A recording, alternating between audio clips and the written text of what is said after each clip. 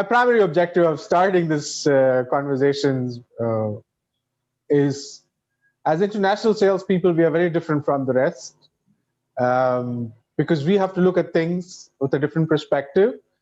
We have to look at the big picture, the politics, the economics, the financial, and see what are those implications across the world, and then figure a way or try to understand how it may affect us at a micro level. That makes conversations very interesting. Exactly.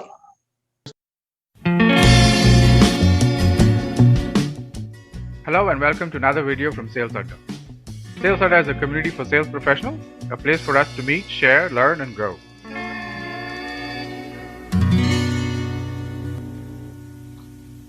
Hello and welcome back to another session of Headlines, a salesperson's perspective. I'm here back again with Zach, the Oracle of International Sales.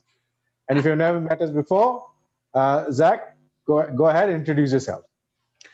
Thank you very much for having me back, Praveen. So basically, I'm Zach Salech, the principal of Global Sales Mentor, and we coach, train, and help support international sales managers. So that's basically what we do. And it's always a pleasure to be back on this discussion, because we're always sort of looking at what's going on, and nobody wants to hear what we have to say about it except here. So this is great.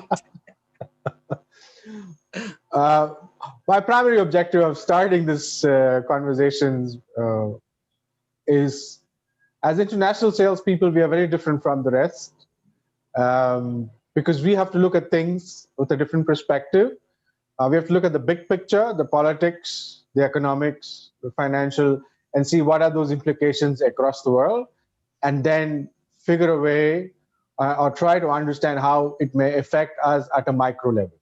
That makes conversations very interesting. Exactly.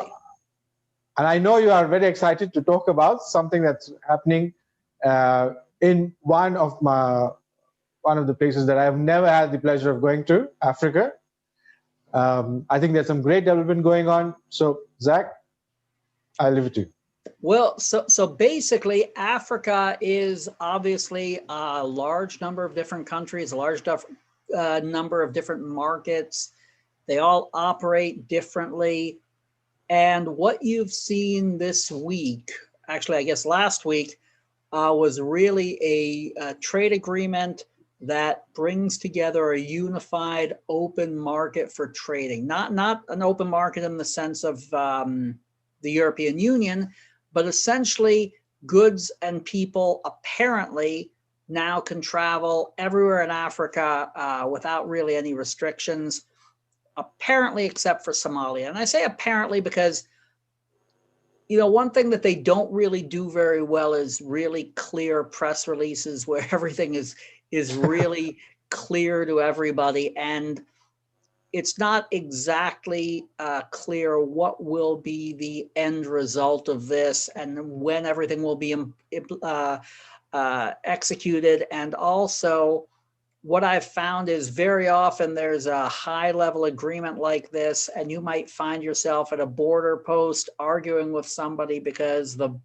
head of that border post hasn't yet heard about the agreement. So I'm not going to say everything is going to change tomorrow, but what does this mean for us?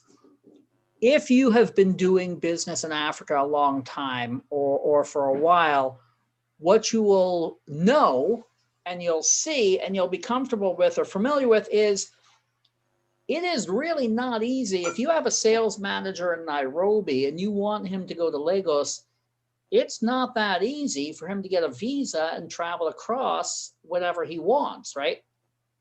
And that can happen for a lot of different markets, right? So if you basically come and you say, well, I'm going to hire a regional sales manager for Africa and I'm going to have him positioned in Nairobi, and that's great, but that doesn't mean that he's going to be able to go everywhere you want him to go without having visa problems. And there are countries and some of these countries like Angola and Mozambique and Mauritania, they're just very difficult to get visas for. Now, maybe they're not big markets for you, but if you are doing business in Africa, if you're doing business in some of the smaller, some of the poorer countries in Africa, getting around can be very difficult. And I'm not talking about the, if they're buses or if it's dangerous or something like that, that's a whole different story.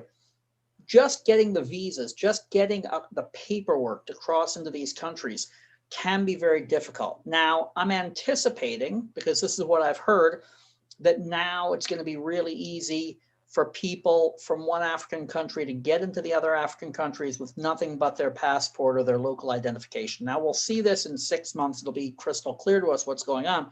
Right now, this is what seems to be what's going on. And I'm very excited about it because I waste weeks and weeks of working time every year dealing with the issue of people's visas to get across these borders, my own visas. It's actually very often easier for an American to get into some of these places than it is, for a Kenyan to get into West Africa or a West African to get into East Africa, because they're always playing these games with each other.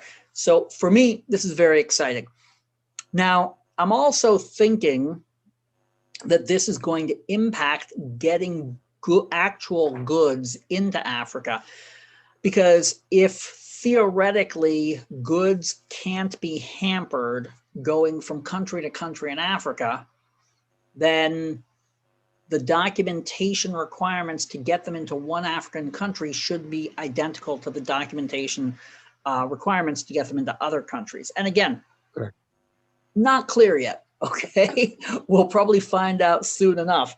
But on paper, this is what it looks like, which means instead of going and dealing with legalization for invoices for 5 or 6 different countries, we might find ourselves with a uniform document that will get our goods into Africa in the next few months. I'm very excited about this. Now, I'm not the only person talking about this right now. What I've seen is that several big European countries, companies from European countries, from England, from France, are putting some solid investments into Africa this week. And the way I'm interpreting it is they believe the same thing that I do, that this is going to increase trade. This is going to increase the use of airports. This is going to increase the use of cargo shipping through Africa. It's going to increase selling to the consumer in the end of the day, because if it's easier and cheaper to get goods in, it's going to be easier for the consumers to get hold of Western goods. So I think there's excitement from other people as well. I'm very, very optimistic about this.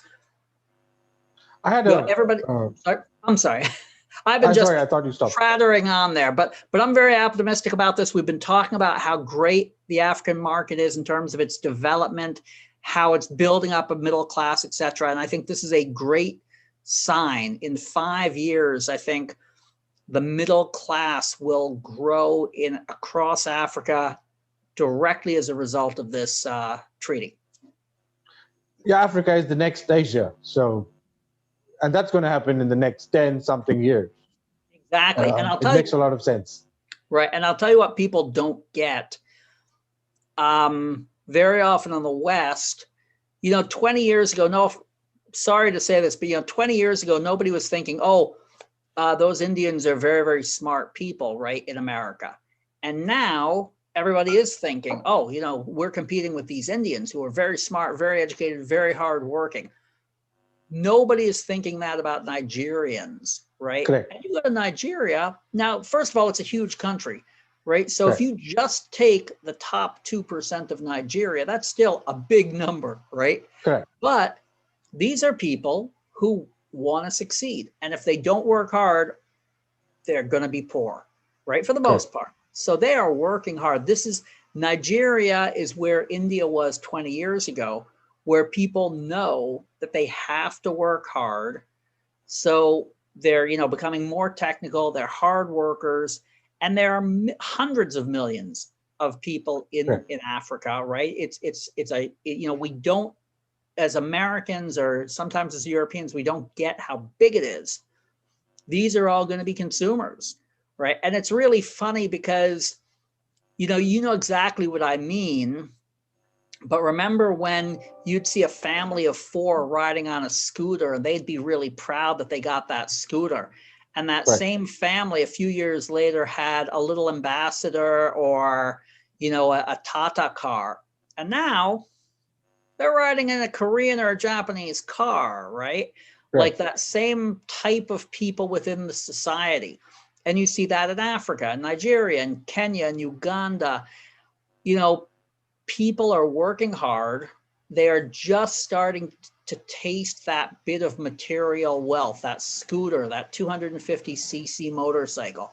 But in 15 years, they're going to be driving around in a Korean or a Japanese car, right? Correct. And you want to get on the ground floor of that, right? That's where the money is. Hundreds of millions. It's still a very young continent. I'm sorry? It's still a very young continent in terms of age. They're still young. Exactly. Young people, obviously you can't say this across the board, but effectively a lot, hundreds of millions of young, hardworking, intelligent people who are driven to succeed, right? Right. Yeah. And there's a way to utilize them and use them in terms of workforce, and there's a way to use them in terms of consumers for your goods. So I'm very excited about this. I think this is one of those things that just went under the radar, but I think it's going to be very important for people's business. Correct. I think the U.S. elections dominated the news waves, so this kind of went under the radar, so to say. Right. But what I find exciting is one point you made about people able to travel across these countries, which effectively means, and if they find a way to make it work, that talent can move across places. Right. And sorry. So I was thinking, if I remember correctly, Kenya is a great place for IT. Ethiopia had the great airlines. Right. And they're one of the fastest growing economies there in East Africa. So if I was an IT company, I would think, hey, can I put up a hub in one of these and attract all the best talents across these 5-6 countries and make it work? So no longer do I have to worry about what is the talent pool in Kenya alone, but now I'm saying I can get all of them. So that, I think, is a fantastic opportunity. That's exactly right. And when you take a look, right, and this is a slightly different thing, but we both remember when they improved the airport in Bangalore, right? And how horrible the airport was in Bangalore. Right. Then they improved the airport. What was the economy in Bangalore like 2 years later, right? It just shot through the roof.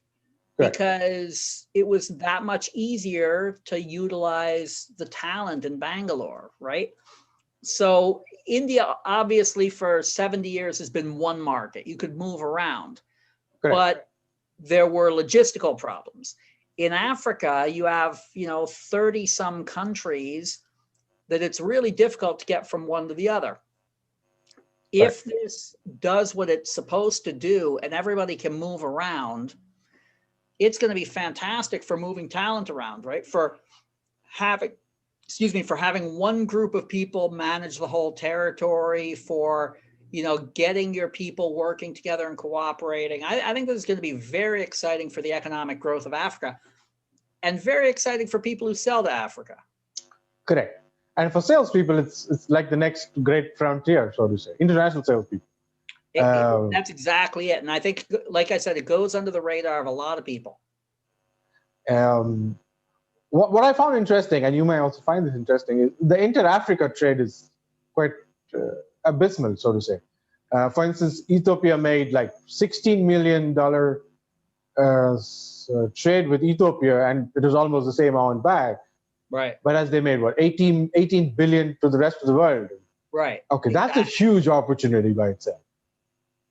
That's I think that's exactly it. Is, and I don't want to be one of those people who dumps on the West for colonialism, etc. But there's still a whole set, there are remnants of that whole system where we're basically saying, okay, Ethiopia should trade with Italy, and then Nigeria trades with Britain and whatever.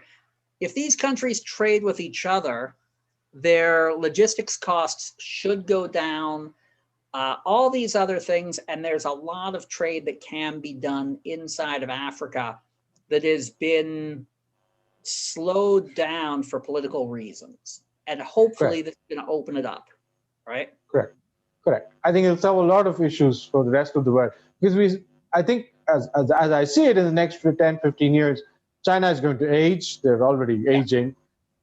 India is going to age as well. So the engine of growth has to, for the rest of us, so that we can grow, has to come from somewhere. And this is a great opportunity. Exactly. For absolutely selfish regions, I want them to succeed so bad. Oh yeah, that's exactly it. For very selfish reasons. But I hope that they succeed for their own sake. But honestly, I think I'm going to be putting my kids through college off of sales in Africa over the next couple of years. So, before we move on from this topic, do you have any one or two tips about selling to Africa?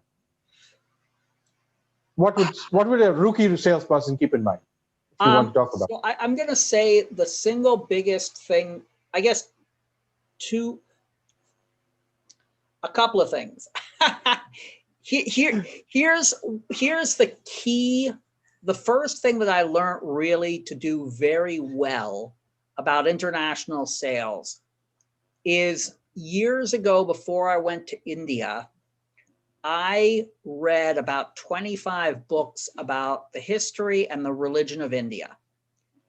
And everybody, first of all, everybody appreciated it, but I also understood the perspective people were talking. Now, why do I say that about Africa? Because Africa is 50 cultures, 75 cultures at a minimum. Right. So people appreciate it when you understand the difference between Nigerian and Ghanaian culture, and certainly between Nigerian and Kenyan culture, right? And the 3 or 4 main cultures of Kenya, if you understand that, right? And if you understand the history, because for instance, you are going to find a lot of Indians in East Africa. You're going to find a lot of Lebanese in West Africa. Why are they there? Right? What's their place in society? Understand those type of things. When you understand that, everybody appreciates it and it makes things easy. So the first thing I'd say is learn this stuff. The second thing I'd say is relationships. Every culture in Africa is a strong relationship culture, which means you can't just go in and say, hi, let's do business. You have to build those relationships, and you have to understand that, right? And that, everything will go a little bit slower than you're used to if you're a European or an American, and everything will be a little bit more indirect, right? Those are the 2 big things you got to know to do some business in Africa. You got to understand that there are a lot of different cultures. Try and understand the cultures, the history, the religion as best you can. So some of my friends who did business in Africa, they would tell me, if you did business in India at this level 1, you bring it down 2 notches lower, and then you know how to do business in Africa. It's almost the same. It's all relationships. It's partners. It's read between the lines and things like that. But if you're an American, then you first should know how to trade with Indians and then bring it 2 notches lower. Then you know. Yeah, I'll tell you what. In general, the people I'm doing business with in Africa are not. Everybody in India is a very solid negotiator. Everybody I do business with, very solid negotiator, very sharp, very aggressive. And in Africa, it's less. That said, the relationship issue, you build up a good relationship in Africa, and that relationship can last you for 20 years, right? And you do have to find you'll find a thing where you're dealing with somebody and that person is from a specific tribal group, and you need to find somebody from that tribal group to introduce you, right? Correct. That's the way it goes. I would say at this point, in the year 2020, you don't have that in India. I would say it would be very, very rare for somebody to say, hey, I only do business with people from Chennai, right? Doesn't happen anymore. Might have happened 40 years ago, but not today. Right. But you'll find that in Africa, where somebody will be very uncomfortable unless an actual member of his tribe introduces him, you to him, right? So that's the thing you got to keep in mind. The relationships are even, the relationship issue is very, very powerful and important in Africa. So exciting times. I'm really looking forward to this one. Me too. Me too. Yeah. Cool. Well, thanks for asking me about that. And maybe you can react to the next headline I have in mind. This was, just so that I put it out there, the president of India is Ram Nath Kovind. He's my president, and nothing is going to change whatever happens in the US. So this has no political, I have no political views of what the American citizens have to say. So the headline that caught my attention was the one that happened yesterday. That is, the platform Parler was taken away from 3 different platforms, 2 platforms, and Amazon decided not to host them anymore. But it closed down at 3 a.m. America time, like the whole thing disappeared. Yes, just went away, poof. Yep. And I was thinking, and this is very hypothetical. So if they decided, somebody decided, let's not bring Google and so on. Somebody decided that Indian men with bald heads will not be allowed to do accounting online anymore. Okay? And I'm gone, just like that, right? I'm sure there'll be backup and I will do all of that, but it can happen. So maybe I'm thinking like a salesman, I'm saying maybe we should go back to selling licenses and in-premise servers now. Because I am sure, like me, and I'm not the smartest cookie here, there are a lot of other people sitting out there and thinking, maybe we should have backups of our own and not put ourselves out in the cloud so much. From a sales perspective, I think that makes a lot more sense now, suddenly. I'll tell you what, this is an interesting thing, because I for years had everything on an external hard drive. Right. Right. And about 2-3 years ago, my external hard drive died. Wow. And I completely panicked. Now, luckily I had insurance. Mm-hmm. So I sent it in and they reproduced it for me, right? They were able to get the information off. But I'll tell you what, I was so worried for 5 weeks or so before I got it back and I saw that they had been able to get everything. And then I decided to, so I'm a little crazy. Literally on my desk, I have 2 external hard drives, and I also have 2 cloud servers that I put material on. And it's not that I have like government secrets or anything. It's just like, it would kill me if I lost my files, and it's so cheap. Like I got, I don't know, they're like 6 T hard drives for $150 a piece.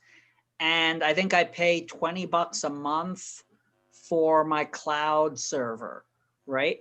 But so now I actually have 4, everything I have is in 4 locations. It might be a little difficult to find it in 3 of them, but if I had to, I could find it. Right. Now, I think this is the way you should do it, because I think there was the chance that I would say, okay, I don't trust the cloud, so let's go to the hard drive, and then the hard drive dies. And then I go, okay, so let's not use a hard drive. Let's put everything on the cloud. And now we see that we can't trust the cloud, right? So what do? I think this whole thing, and it used to be like insurance companies were worried about their information. Now individuals have so much information that they need to protect it. And I think you're exactly right. Is where do you put your company? Do you put it on your desktop? Do you put it in the cloud? I don't know, but I think you're right. There's an opportunity there for salespeople to talk to people about security and securing their information, securing their online presence, securing all of this. There's a lot of potential sales there, I think. Correct.